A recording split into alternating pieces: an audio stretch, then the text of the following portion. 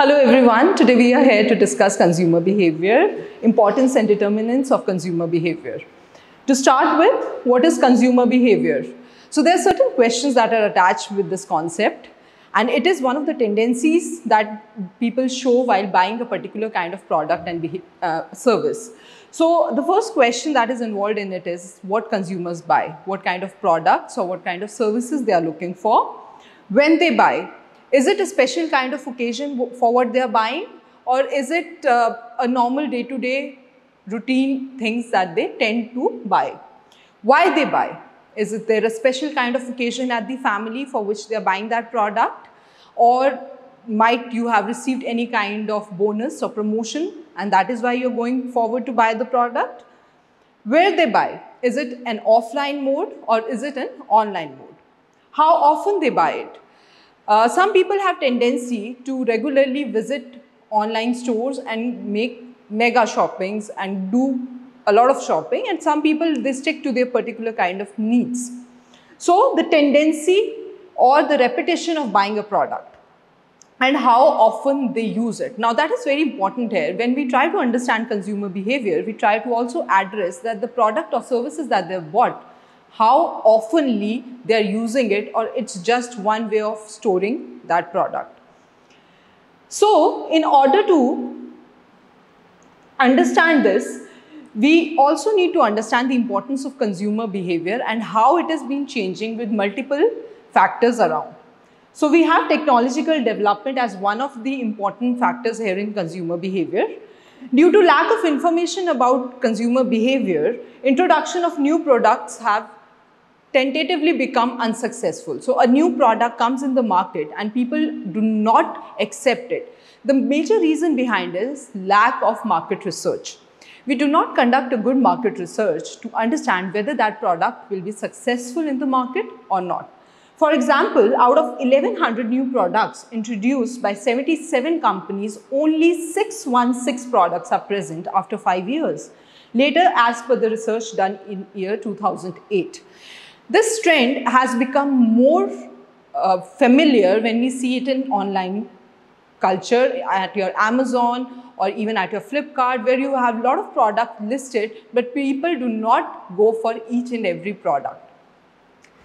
Next is, also we have an example for technological advancement. Google Glass Surgery Bin has stated that in 2012, Google introduced the world to glass, computerized glasses that can show maps, display emails, and snap pictures and videos of whatever a person is looking at.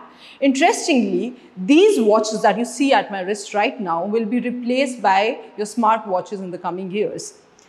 By the end of this year, expectations that $1,500 wearable computer would be consumer hit had been shattered. Now, consumer protection movement. These days, consumers are given different types of protection, like developing different forms at different levels. In order to identify the sources of confusion and deception, it has become necessary to deeply understand the consumer behavior.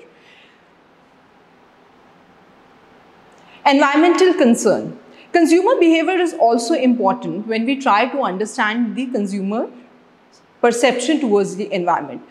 The launch of SDGs goals, that is Sustainable Development Goals, has pushed us to show a certain kind of concern towards environment, and that is the reason why the products which are green or which are more environmental friendly tend to have more customer base compared to the other products.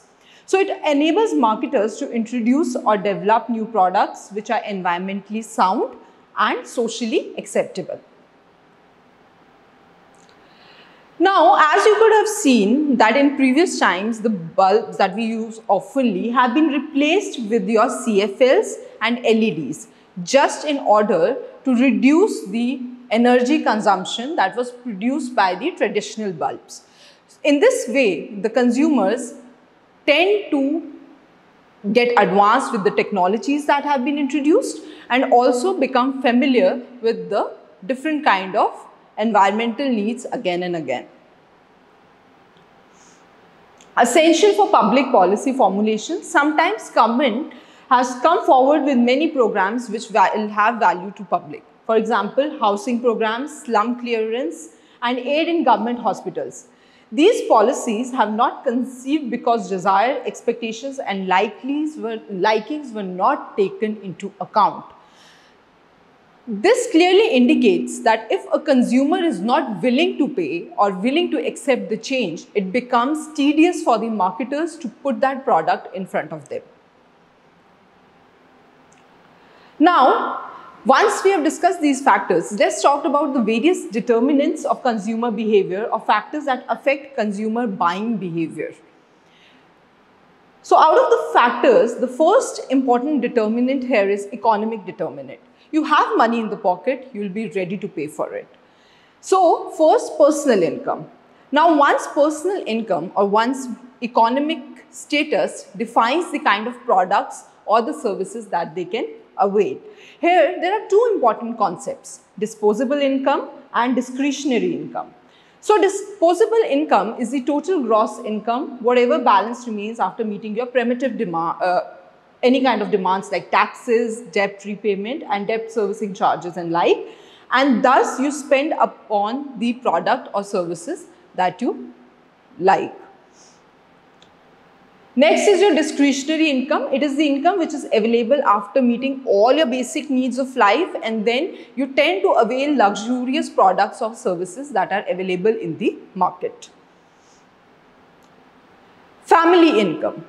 Sometimes the products that you tend to buy or the services that you tend to take, they are oftenly influenced by the family or the income of a family where you have been brought up.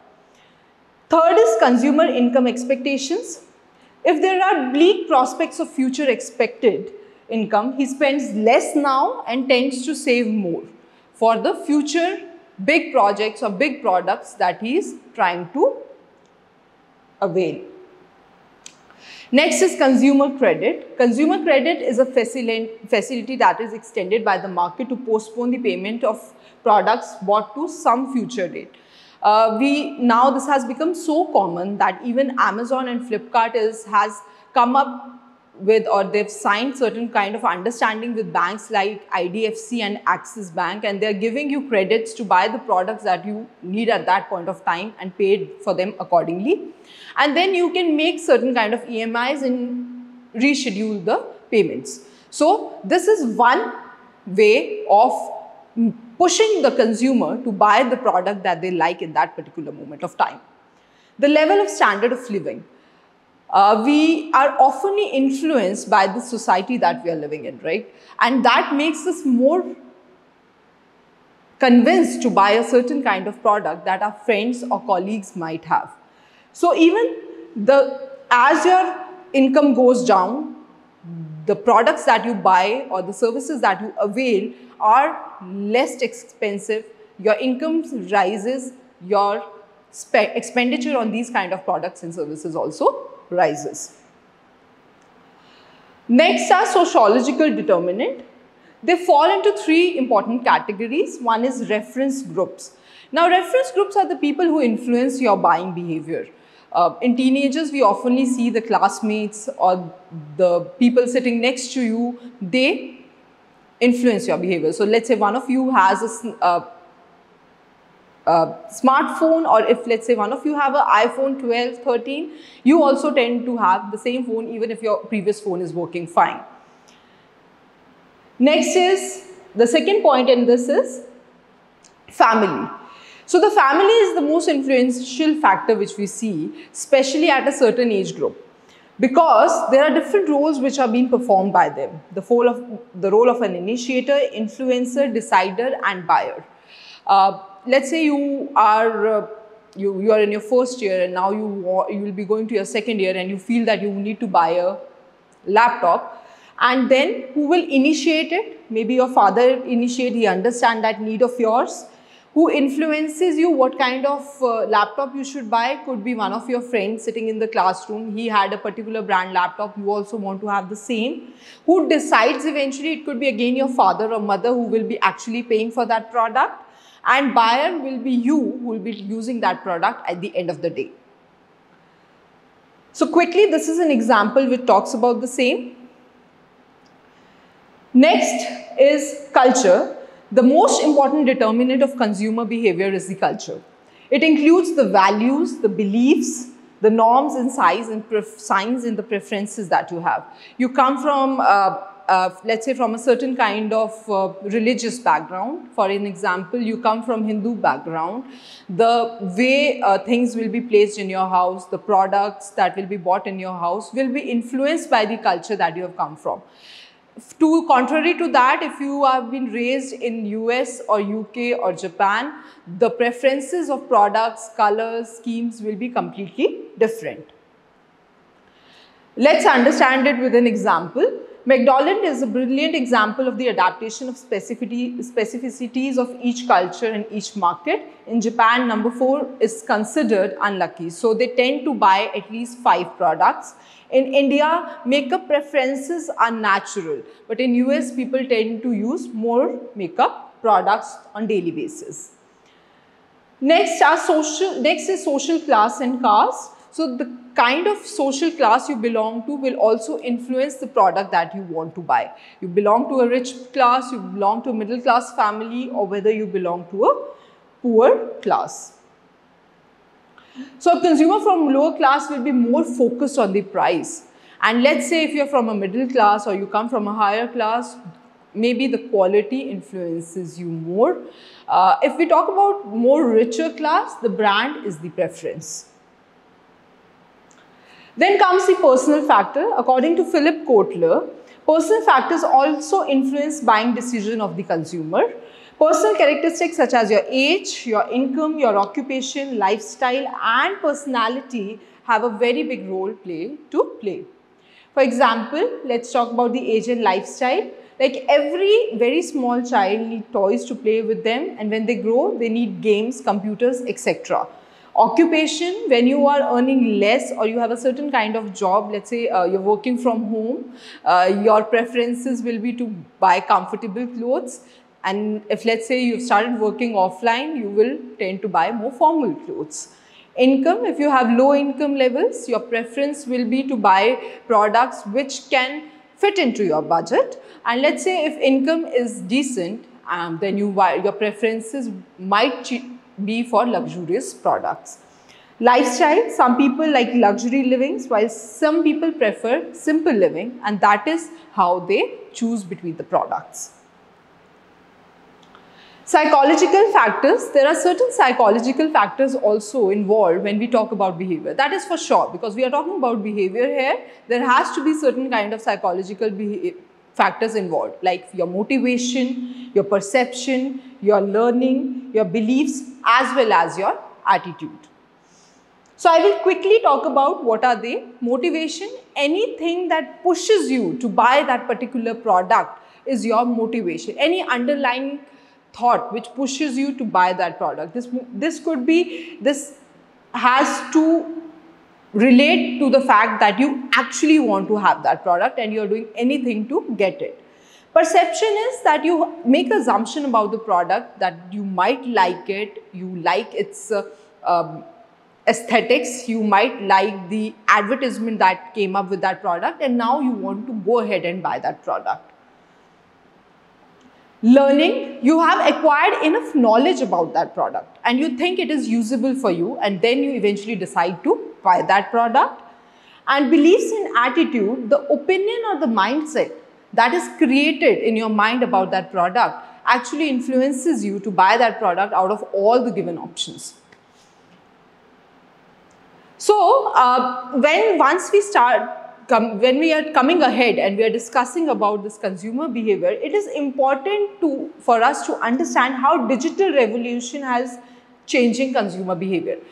We were very unlucky to see certain COVID times in previous 2 years, and these were very unprecedented times for which we were never prepared. But digitalization had a very important role to play here. So, what is digital revolution? It is the change from the analog, mechanical or electronic technology to getting digital technology, agricultural revolution, industrial revolution, and now we are seeing digital revolution in the information age. So, for example, ITC Limited had provided computers and internet access in rural areas across several agricultural regions of the country. Online access enables farmers to obtain the information of the mandi prices and good farming practices, and to place orders for agricultural inputs like your seeds and fertilizers that you're often seeing on websites like Amazon and Flipkart as well. This helps farmers to improve the quality of the product that they are delivering and helps in obtaining better prices. Now, in comparison to the traditional buying process, we are seeing a new buying process now. Customers now download the apps, they have listed products and services, they can now watch the video on the phone and get a review of the product. They can compare the product and its pricing at different websites. Then they can go on Facebook and write feeds and reviews about the product. They can watch certain kind of YouTube commercials.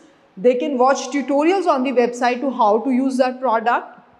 And they can read blogs about the product. So that has completely changed and revolutionized the buying process that we had in previous times. Now the customer has become more smarter and is buying through multiple ways. In today's scenario, it took radio 38 years to reach 50 million listeners, TV took 15 years to reach million users, and the internet took 4 years to reach 50 million people. In less than 9 months, Facebook has added 100 million users. 1 out of 8 couples are getting married through social media sites. So when I talk about services, I'm not just talking about tangible products here, I'm talking about the services of luxury, of hotels, of matrimonial sites. People are so addicted of this that they tweet while being in the washroom. Okay, so we have a Z-mod theory which talks about zero moment of truth. So based on the big change, Google has developed the zero moment of truth, a new way to rethink the marketing model.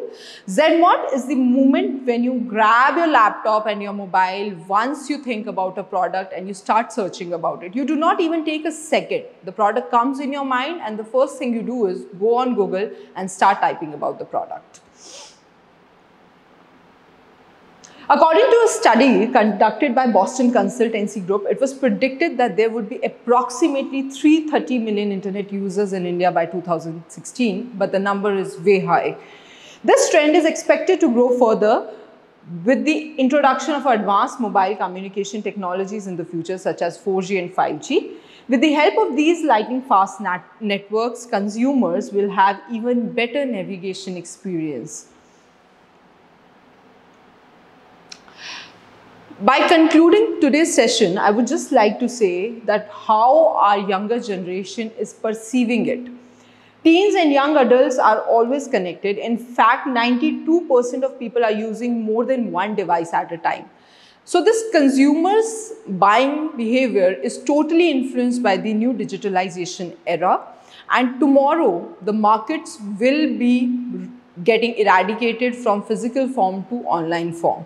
92% of people who are buying products today online, or the teens or the people who are expected to be online and buying these products, will be 100% tomorrow. Thank you so much.